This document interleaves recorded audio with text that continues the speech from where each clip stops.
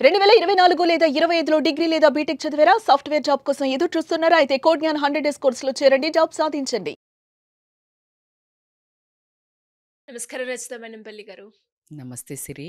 Madam, అంటే wife and husband రిలేషన్‌షిప్‌లో చాలా కామన్‌గా ఉండే ప్రాబ్లమ్ అనొచ్చు.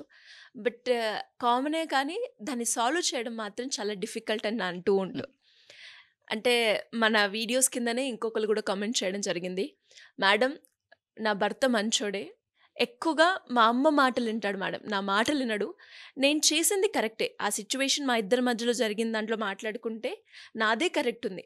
అయినా కూడా మా అమ్మ మాట విని నన్ను ఇబ్బంది పెడుతున్నారు మేడం. అది ఎంతవరకు కరెక్ట్? ఆయనకి ఏ విధంగా నేను అర్థమయ్యేలా చెప్పాలి అని అంటున్నారు. ఎలా మేడం?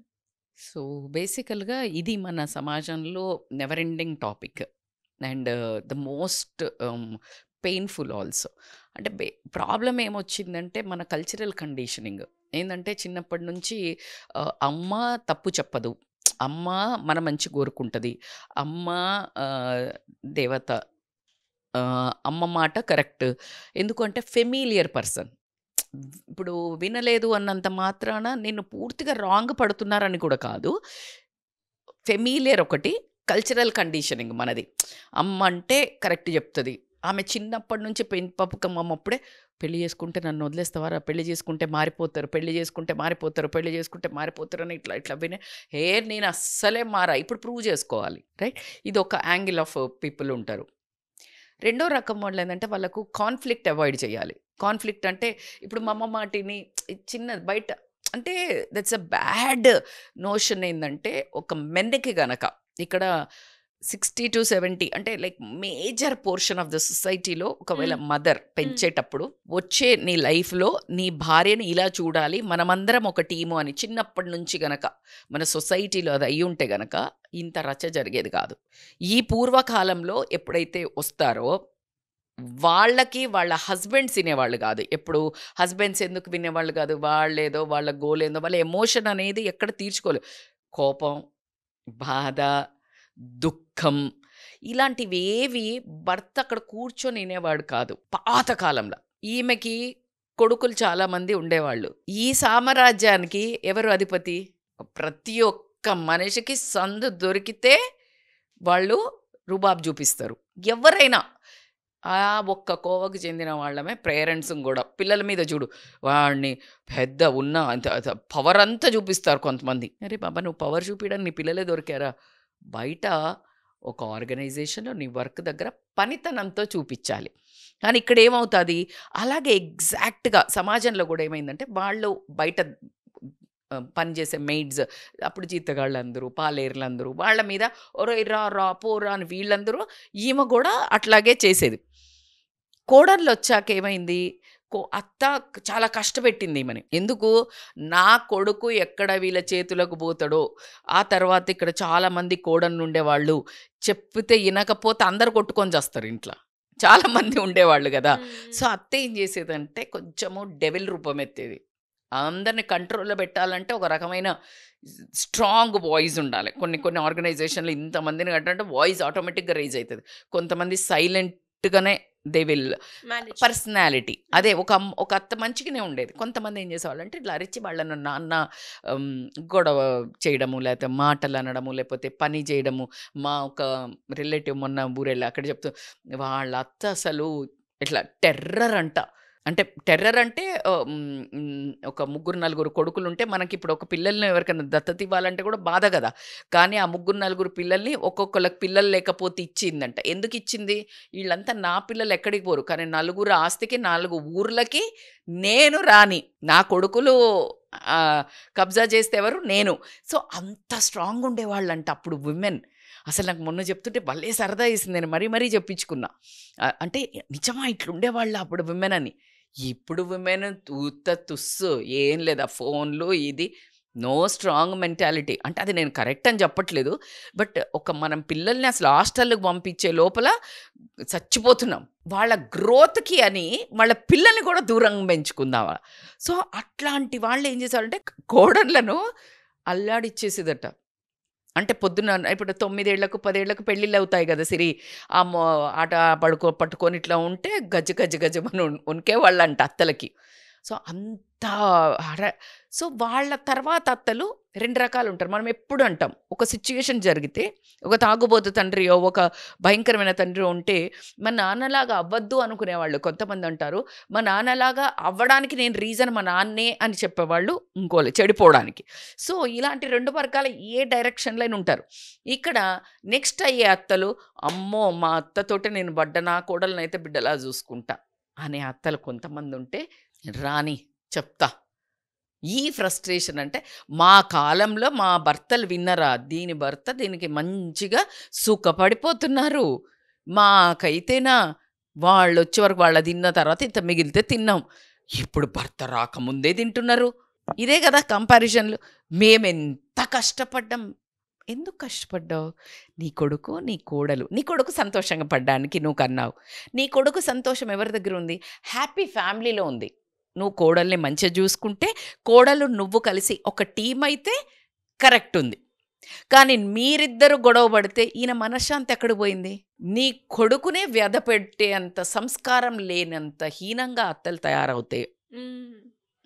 అర్థం చేసుకోకుండా, పెద్దరికం చూపించకుండా. నువ్వు పడొచ్చిందే నేను ఇంకొకళ్ళకు పెడతా. నీ కూతురుని అనుకుంటావా?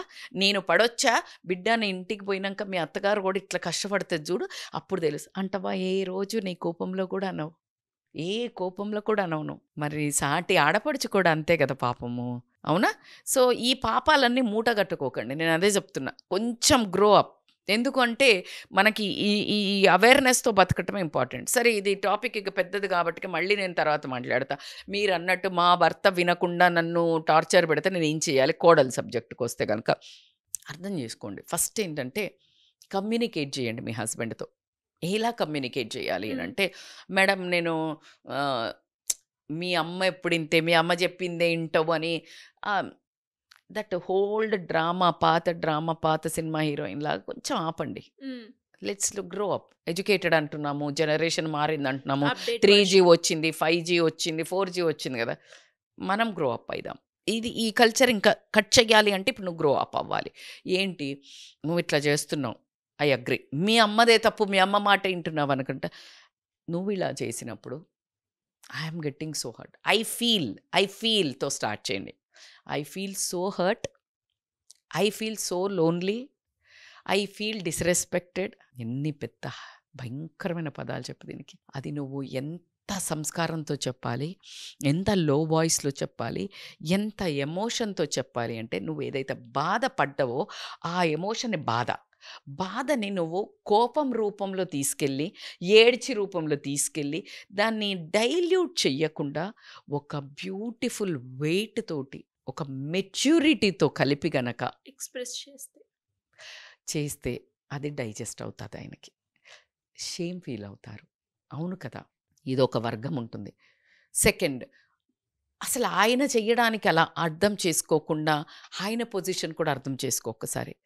ఆయన అలా బిహేవ్ చేయడానికి ఎంత రాచి రంపాన పెట్టే అమ్మ ఉందో. శాపం వల్లనో కర్మ వల్లనో కొంతమంది అమ్మలు కూడా మన జీవితంలో ప్రాబ్లమ్స్కి పార్టిసిపేట్ అవుతారు. మా ఆయన మంచోడు మేడం, వాళ్ళ అమ్మ చేయబట్టే నేను డివోర్స్ ఇస్తున్నా అన్న సంబంధాలు కూడా ఉన్నాయి. వాళ్ళ అమ్మ ఇలాంటిది కాబట్టికి సంబంధం క్యాన్సిల్ చేసుకుంటున్నానే వాళ్ళు కూడా వచ్చారు. అది వాళ్ళకి తెలియకుండా కూడా కర్మ వాళ్ళు వచ్చే సంబంధాలు, ఇంకేం చేయలేం. అప్పుడు నువ్వేం చెయ్యాలి? Out grow. నీ హస్బెండ్ స్ట్రగుల్ అవుతున్నాడు, మంచోడన్నావు, కానీ వాళ్ళ అమ్మ చెప్పిన మాటలకే ఒకటి ఇస్తున్నాడు. నువ్వు అవుట్ గ్రో అయ్యి చాలా ఎదిగి ఆయనకి సరేలే మీ అమ్మ అట్లా చేస్తుంది కదా, నేను చేస్తానులే ఒక స్మైల్. నీ మెచ్యూరిటీ ముందు ఆయన ఏమవుతాడు? లోపలికి వచ్చి అమ్మ అలా చెప్పింది కానీ నువ్వు ఇలా చెయ్యవే, నీ పార్ట్నర్ అవుతాడు. ఎంత స్మార్ట్ వే ఉంది. ఎదవ తెలివితేటలన్నీ నువ్వు చెత్త తెలివితేటలు చూపిస్తావు చూడు వేరే దగ్గర, గాసిప్ చేసేటప్పుడు, లేకపోతే ఇది కొనుక్కోవాలి అది కొనుక్కోవాలన్నప్పుడు చాలా కుక్ చేస్తావు కదా రెసిపీలు. అట్లా ఓన్లీ నీ భర్తను విన్నవి, సిచ్యుయేషన్ విన్నవి, ఫ్యామిలీని సంతోషపెట్టడానికి పాజిటివ్ గేమ్ ప్లే చేయి. తనను కన్నది ఆ కార్డ్ కట్ అవ్వదు. అందుకే ఆ కార్డ్స్ని ఇప్పుడు పెద్ద పెద్ద హాస్పిటల్స్లా స్టోర్ చేస్తున్నారు. ప్రతి తల్లి ఒక కార్డ్ ఉంటుంది కదా, ఆ కార్డ్ని తీసి స్టోర్ చేస్తున్నారు సంవత్సరాలు. ఎంత సంవత్సరాలు అంటే ఆ అమ్మకి కానీ కొడుకుకి కానీ పిల్లలకి కానీ ఎవరికైనా క్యాన్సర్ బీన్సర్ పెద్ద పెద్ద రోగాలు వస్తే ఆ అంబలికస్ ఏదైతే ఉంటుందో దాని మెడిసిన్ వీటి క్యూర్కి పనిచేస్తుందట. అంత పవర్ ఉంటుంది, అది మొత్తం కట్టవ్వదు. సో కాబట్టికే ఆ ఆ కొడుకుకి తెలియని అటాచ్మెంట్ ఉంటుంది, అది అంత ఈజీగా కట్ చేసుకోడు. మా అమ్మ కదా అనే ఒక్క దాంట్లో ఉండిపోయాడు. నువ్వు ఆ అమ్మ బంధం కంటే అమ్మ బంధంతో పాటు నువ్వు అవుట్ గ్రో అయ్యి ఏం చెప్పారు తల్లి అన్నారా లేదా, కార్యేషు మంత్రి కన్నేషు అవునా భోజ్యేషు మాత అన్న. నువ్వు ఇప్పుడు ఆ పొజిషన్ తీసుకొని కొంచెం మీ ఆయన సమస్య తగ్గించినట్టయితే over a period of a time ఖచ్చితంగా నీ మాటను రెస్పెక్ట్ చేస్తాడు. మేడం చాలా కష్టం మేడం, కష్టం తర్వాతే సుఖం ఉంది మేడం, ఖచ్చితంగా మీరు ఫాలో అవ్వండి. అట్లా కాకుండా ఇంకొకటి ఇంపార్టెంట్ ఏంటి అంటే, మీ ఆయన నువ్వు కాంపిటీటర్ కాదు, మీ ఇద్దరు కాంపిటీటర్స్ కాదు, you both are a team. మీరిద్దరు వర్క్ యాజ్ ఎ టీమ్. మీరిద్దరు మీ అమ్మ ముందే గొడవ పెట్టుకుంటున్నారు పిచ్చిగా, ఏం పిల్లి ఉన్న ఎలుక లాగా, టామ్ అండ్ జెర్రీ లాగా గొడవ పెట్టుకుంటున్నారు. ఆమెకి అమ్మ వీళ్ళిద్దరు గొడవ పెట్టుకుంటున్నారు కాబట్టి ఇంకా ఇప్పుడు మా అబ్బాయికి కొంచెం వేస్తే ఈజీగా వస్తాడు, ఎందుకంటే ఆల్రెడీ మీరు ఇద్దరికి ఒక పాయింట్లో లేరు. So work as a team. మీరు ఏదైనా డిఫరెన్స్ ఆఫ్ ఒపీనియన్ ఉంది గొడవ పెట్టుకోవాలంటే రూమ్లో పెట్టుకోండి, కానీ ఆవిడ ముందు పెట్టుకోకండి. అప్పుడు ఈజీగా అవుతుంది కదా, divide and rule policy. So కాబట్టి మీరే ఛాన్స్ ఇస్తున్నారు. సో ఇలాంటివి అంటే బౌండరీస్ కూడా. ఫర్ ఎగ్జాంపుల్ మా అమ్మ పని చెప్తుందంట, ఆఫీస్కి వెళ్తున్నావు, అన్ని రోజులు వంట నువ్వే చేసిపోవాలి అని చెప్పాడు వచ్చి. వంట 6-7 రోజులు కూడా నువ్వే వండమన్నాడు. 2 ఆప్షన్స్ అండి, ఖచ్చితంగా వండుతాను. నాకు ఫ్యామిలీకి చేసి పెట్టేదాన్ని నేను ఎట్లా వండుతాను, నేను ఉద్యోగం చేస్తున్నారు.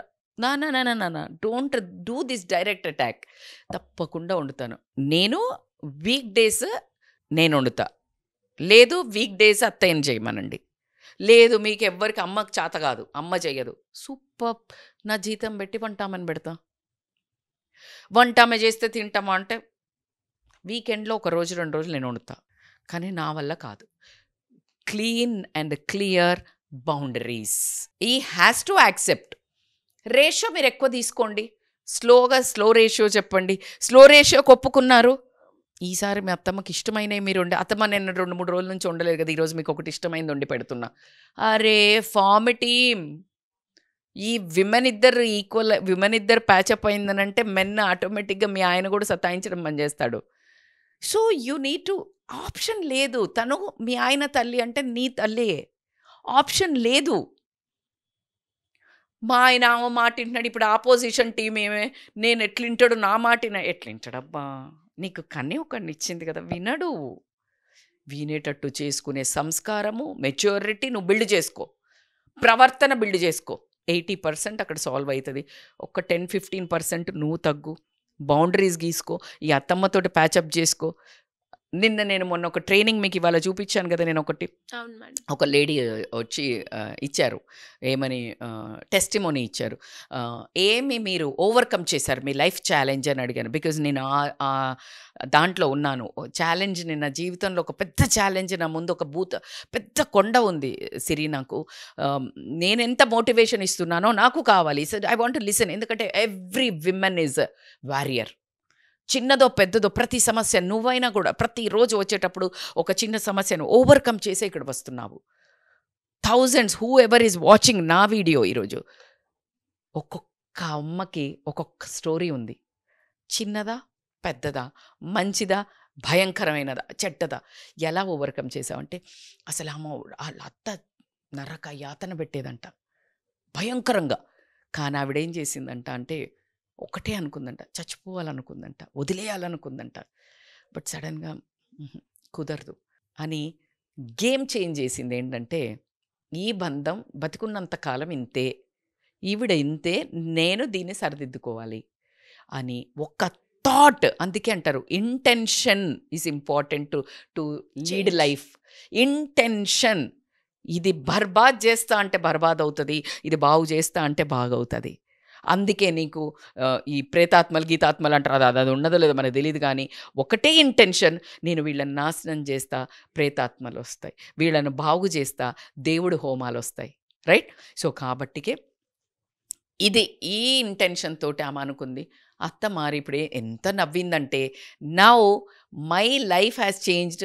ఇప్పుడు మా అత్త నేను బెస్ట్ ఫ్రెండ్స్, మా అత్త నన్ను ప్రేమ చేస్తుంది అని చెప్పింది. ఇది నేను చెప్పే ఒక ఫిలాసఫీ కాదు, మోటివేషన్ కదా, మైక్ ఉందని చెప్పే సూత్రం కాదు. రియల్ లైఫ్లో రీసెంట్గా జస్ట్ 1 వీక్ బ్యాక్ ఒక ఆవిడ షేర్ చేసిన స్టోరీ.